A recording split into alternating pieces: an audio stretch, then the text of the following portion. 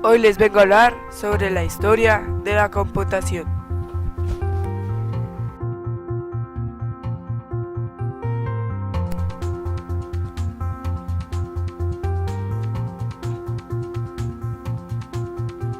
Uno de los primeros dispositivos mecánicos para contar fue el abaco, cuya historia se remonta a las antiguas civilizaciones griegas y romanas.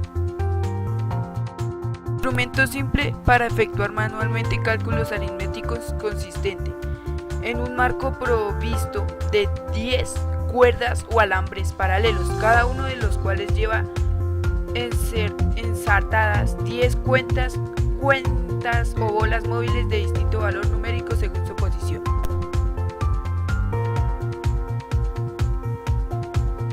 La pascalina fue la primera calculadora que funcionaba a base de ruedas y engranajes, inventada en 1642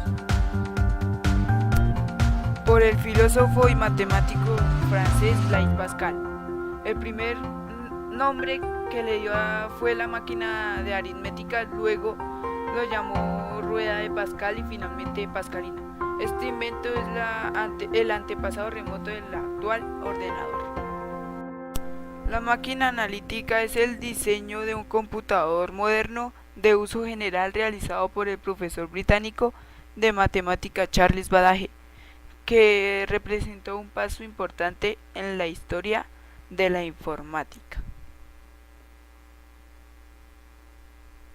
En esta generación había un gran desconocimiento de las capacidades de las computadoras, puesto que se realizó un estudio en esta época que determinó que con 20 computadoras se saturaría el mercado de los Estados Unidos en el campo procesamiento de datos, que abarcó en la década de los 50 y se conoce como la primera generación. Estas máquinas tenían las siguientes características. Estas máquinas estaban construidas por medio de tubos de vacío y eran programadas en lenguaje de máquina.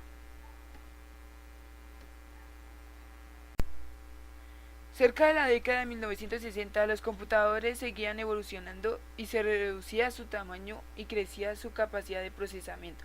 También en esta época se empezó a definir la forma de comunicarse con las computadoras, que recibía el nombre de programación de sistemas. Las características de la segunda generación son las siguientes. Están construidas con circuitos de transistores, la programación en nuevos lenguajes llamados lenguajes de alto nivel, y esta generación de las computadoras se reduce en su tamaño y son de menor costo. Comunicación. Con las computadoras de la década de 1960 surge la tercera generación de las computadoras. Se inaugura con la IBM 360 en abril de 1964.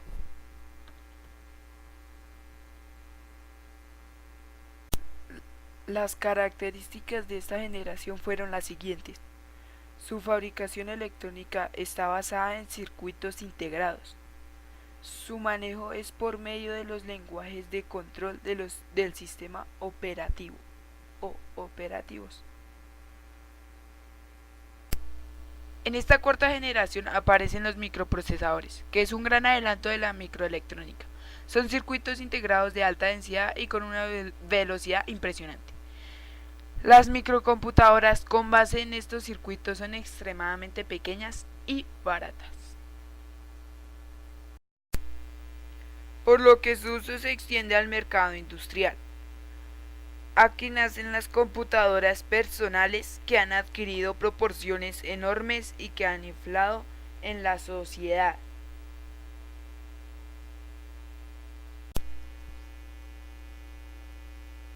En vista de la acelerada marcha de la microelectrónica, la sociedad industrial se ha dado a la tarea de poner también a esa altura el desarrollo del software y los sistemas con que se manejan los computadores.